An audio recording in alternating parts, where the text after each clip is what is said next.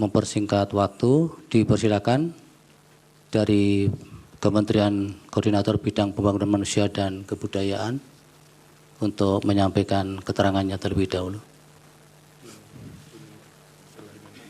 Bisa di mimbar, Bapak.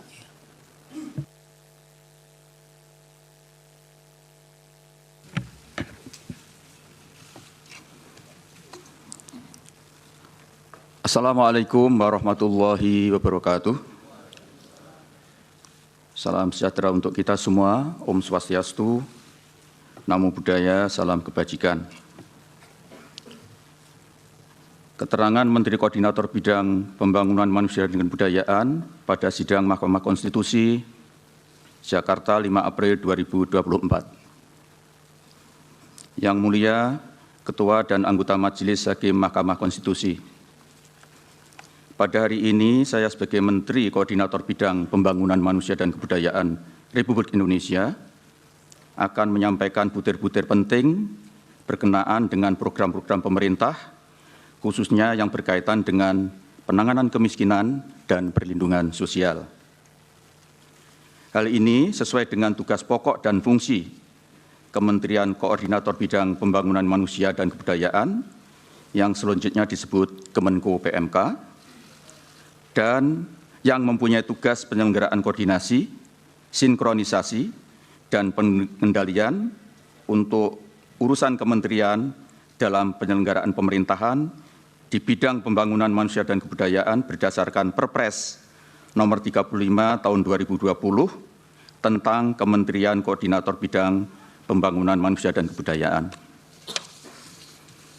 Tugas Kemenko PMK tersebut dilaksanakan untuk memberikan dukungan pelaksanaan inisiatif dan pengendalian kebijakan berdasarkan agenda pembangunan nasional dan penugasan Presiden.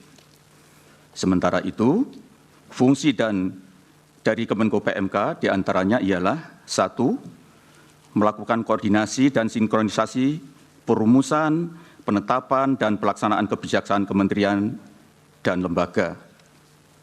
2. Melakukan pengendalian pelaksanaan kebijakan kementerian atau lembaga. 3. Pengelolaan dan penanganan isu yang terkait dengan bidang pembangunan manusia dan kebudayaan. 4. Pengawalan terhadap program prioritas nasional dan kebijakan yang diputuskan oleh Presiden dalam sidang kabinet. Yang mulia Ketua dan anggota Majelis Hakim Konstitusi, berdasarkan hasil survei Sosial Ekonomi atau Susenas Maret 2023 yang dilakukan oleh Badan Pusat Statistik atau BPS, angka kemiskinan nasional mencapai 9,36%. Sementara target RPJMN tahun 2020-2024 ditetapkan sebesar 6,5 sampai dengan 7,5%. Agar target dapat terpenuhi, diperlukan pendekatan kebijakan khusus melalui berbagai program di kementerian dan lembaga dan pemerintah daerah. Sementara itu, untuk kemiskinan ekstrim, kita harus terus mengupayakan agar target 0% berdasarkan Inpres nomor 4 tahun 2022 dapat terwujud pada tahun 2024 dan mudah-mudahan target tersebut dapat tercapai, mengingat program penghapusan kemiskinan ekstrim sudah mencapai angka 1,12% pada Maret 2023. Perlu kami sampaikan yang mulia, pada Maret 2022, kemiskinan ekstrim masih berada pada angka 2,04%. Berarti capaian dalam 1 tahun terakhir sebesar 0,92%. Ketua dan anggota Majelis Hakim Konstitusi yang kami muliakan, perhitungan angka kemiskinan di Indonesia adalah menggunakan pendekatan pengeluaran. Dengan pendekatan tersebut, menghasilkan garis kemiskinan secara nasional sekitar 554.458 per kapita per bulan. Dengan komposisi garis kemiskinan makanan sebesar 408.522 atau 74,21%, dan garis kemiskinan bukan makanan sebesar 141.936 atau 25,79%. Maka dengan demikian dapat kami simpulkan bahwa faktor pembentukan kemiskinan, kami ulangi, faktor pembentuk kemiskinan di Indonesia 3/4-nya adalah komoditas pangan. Selain itu, BPS menyebutkan bahwa rata-rata rumah tangga miskin di Indonesia memiliki 4,71 orang anggota rumah tangga.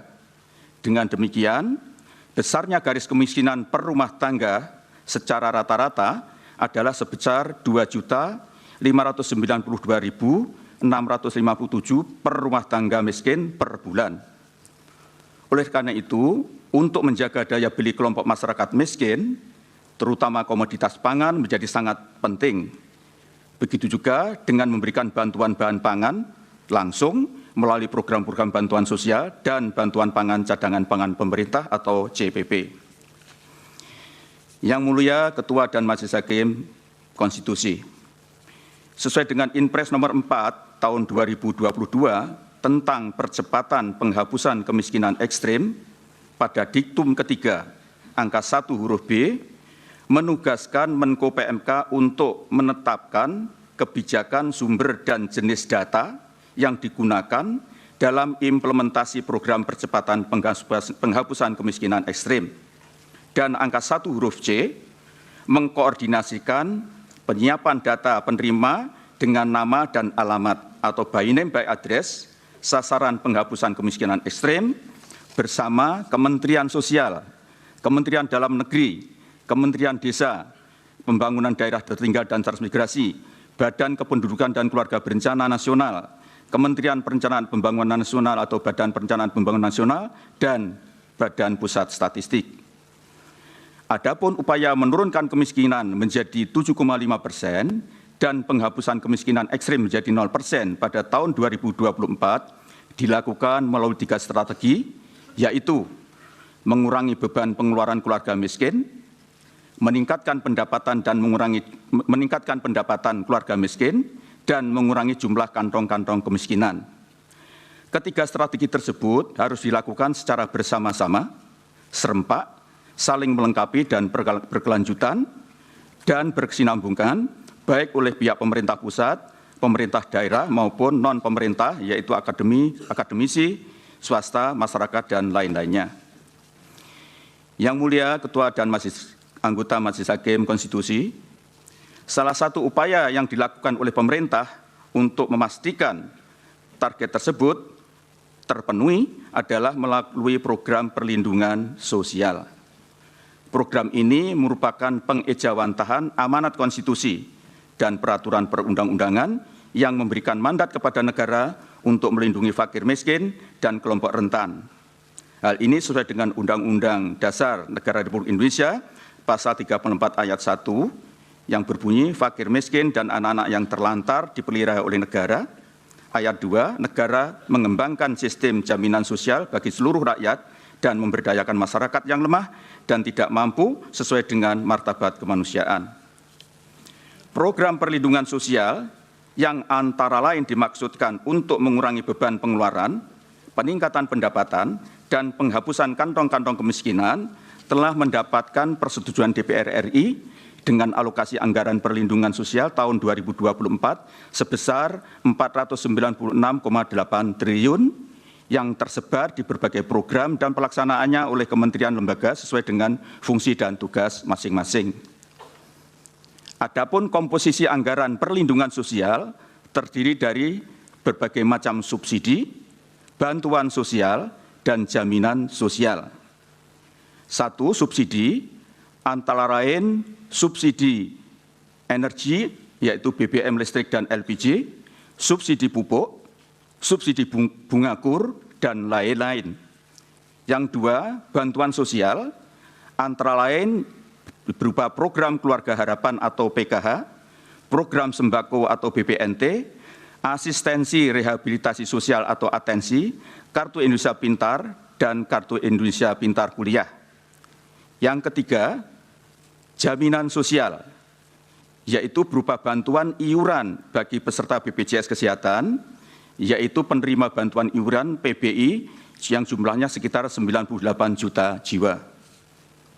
Program perlindungan sosial sebagaimana tersebut di atas dalam kaitannya dengan masalah kemiskinan dan kemiskinan ekstrem adalah dimaksudkan untuk mencegah terjadinya kenaikan angka kemiskinan sekaligus untuk mencapai target penurunan angka kemiskinan yaitu 7,5% serta penghapusan kemiskinan ekstrem 0% pada tahun 2024.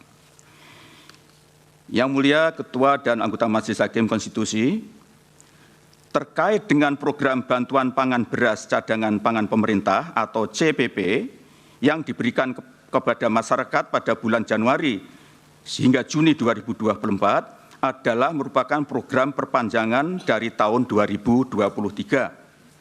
Adapun tujuannya adalah untuk memitigasi risiko bencana El Nino dan untuk mempertahankan daya beli masyarakat, dikelola dan merupakan kewenangan Badan Pangan Nasional atau Bapanas.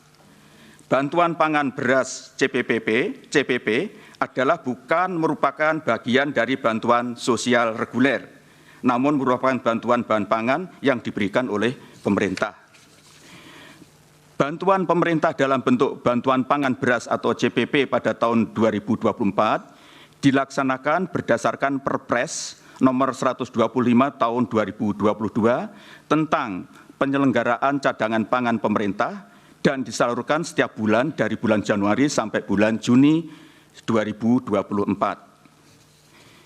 Yang mulia Ketua dan anggota Majelis Hakim Konstitusi, dalam rangka meningkatkan akurasi sasaran keluarga miskin, khususnya keluarga miskin ekstrim, pemerintah menggunakan data P3KE dengan maksud untuk mengurangi tingkat exclusion dan inclusion error yang ada. Berdasarkan rapat internal yang dipimpin oleh Bapak Presiden pada tanggal 6 November 2023, disepakati penggunaan data P3KE sebagai dasar penentuan sasaran penyaluran program bantuan pangan beras CPP. Data P3KE adalah merupakan hasil triangulasi data existing dari data DTKS Kemensos, pemutakhiran data kependudukan tahun 2023 atau PK23 PKKBN, data kependudukan dan catatan sipil atau Dukcapil Kemendagri, serta data penerima program Bansos dari online monitoring sistem perbendaraan dan anggaran negara atau OMSPAN Kementerian Keuangan.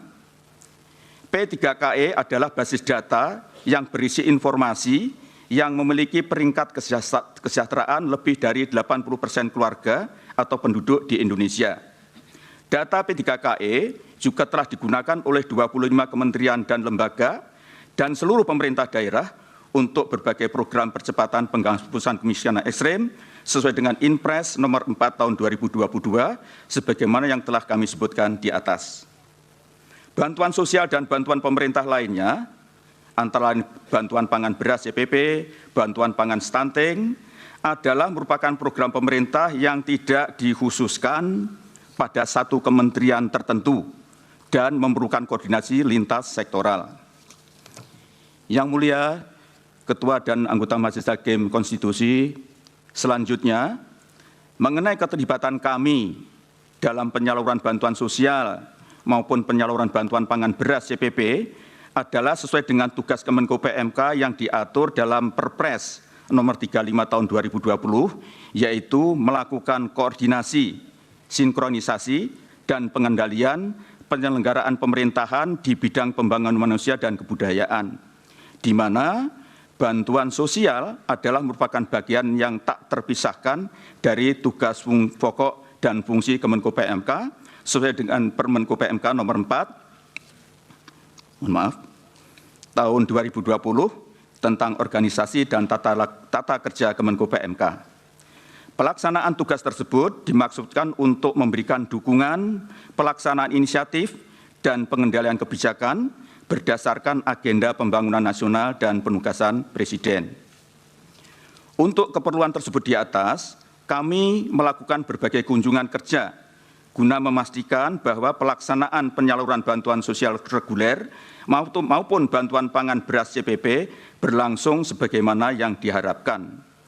Adapun pemilihan wilayah kunjungan kerja ditentukan melalui beberapa pertimbangan, di antaranya keadaan tingkat kemiskinan ekstrim, tingkat prevalensi dan angka stunting, faktor geografi dan demografi masyarakat, serta kondisi pelaksanaan bantuan sosial maupun bantuan pemerintah lainnya di lokasi tersebut, termasuk bagaimana inisiatif pemerintah daerah dalam melaksanakan strategi penanganan kemiskinan, serta masalah pembangunan manusia dan kebudayaan pada umumnya.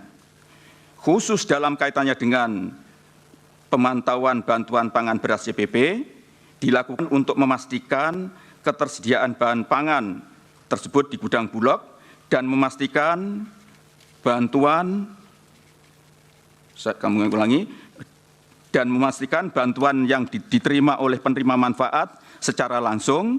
Di samping itu untuk memastikan bahwa distribusinya berjalan dengan baik serta memperhatikan prinsip-prinsip tepat waktu, tepat sasaran, tepat jumlah, tepat kualitas, di samping untuk mendapatkan umpan balik atau feedback tentang bagaimana pemanfaat bantuan tersebut oleh keluarga penerima manfaat. Yang mulia Ketua dan anggota Majelis Hakim Konstitusi, kami memahami apabila tugas dan fungsi kami untuk mengkoordinasikan, mensinkronkan, dan mengendalikan pelaksanaan program di lapangan, kemudian dikait-kaitkan dengan pesta demokrasi beberapa waktu yang lalu.